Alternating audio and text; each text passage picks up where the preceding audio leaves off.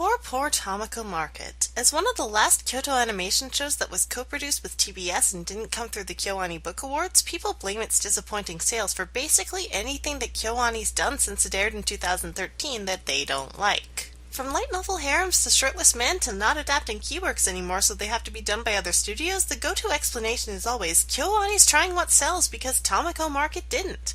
But after seeing that explanation a few too many times, you've got to wonder, is that really why?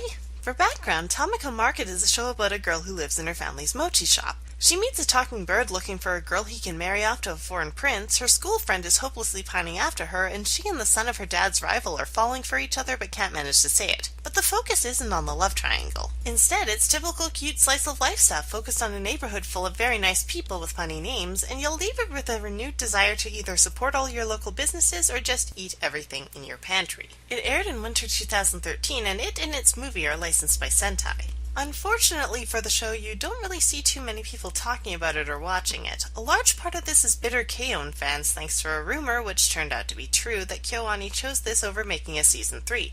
Part of it is bitter Key fans, as Little Busters was airing at the same time and they wanted KyoAni to be the one to adapt it instead of JC's staff. And on top of that, anyone remember what else aired in winter 2013? That's right, Love Live!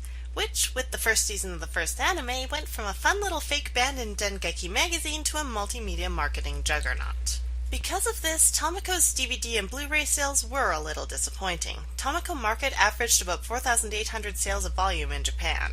For comparison to KyoAni's older shows, Clannad averaged over 32,000, Air around 25,000, and Full Metal Panic from Mofu was a little under 18,000. But wait, that doesn't mean Tamako was the worst-selling KyoAni property.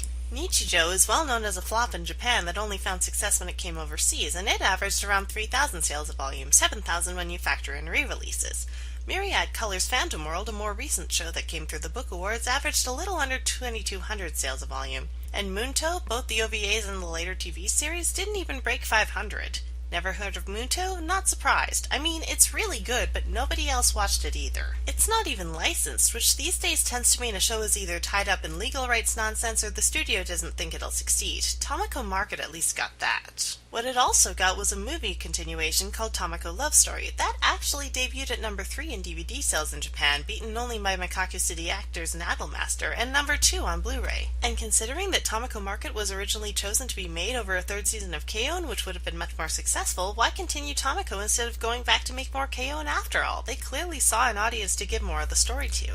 So yes, Tamako Market didn't sell all that well, but just leaving it at that seems a little too convenient. Yes, aside from Sound Euphonium, which is still churning out sequels and spin-offs to this day, all KyoAni's later stuff has come solely through themselves. But Tamako Market did get a movie, and remember those book awards? KyoAni tapped an author who submitted to them to write a novelization of the show. They've definitely given it more attention than you'd expect of something supposedly so poor selling that they had to overhaul their entire business model.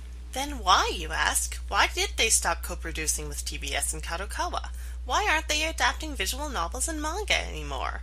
And why are only some of their new shows targeted to stereotypical male otaku instead of all of them? That's simple, actually, and no one show is to blame. The industry is always shifting, and every studio changes their output and their approach with the times. KyoAni may have adapted VNs like the Season Trilogy and manga like K-ON and Nichijou, but they started out adapting obscure light novels, though it's hard to remember a time when Haruhi was obscure, and making original works. They're just going back to that. Reaching out to different markets with stuff like Free is just the kind of good business sense that says you shouldn't put all your eggs in one basket. And vetting their next shows through book awards they set up lets them save on licensing fees and publish new books that fans of their anime will buy because they want to read the light novel before they see the anime. Or after it. Again, they did a novelization for this show too. Conclusion? Tamako Market maybe didn't do so great compared to KyoAni's classics, but it wasn't the total disaster that people exaggerate it to be. Maybe it would have been more profitable for them to make more K-ON instead, which I hope they still go back and do one day, even if it's not so plausible anymore. But this cute, charming show did capture a lot of hearts, and it shouldn't be blamed for every little thing KyoAni does that you're not happy with. And besides, you can't compete with Love Live, you just can't.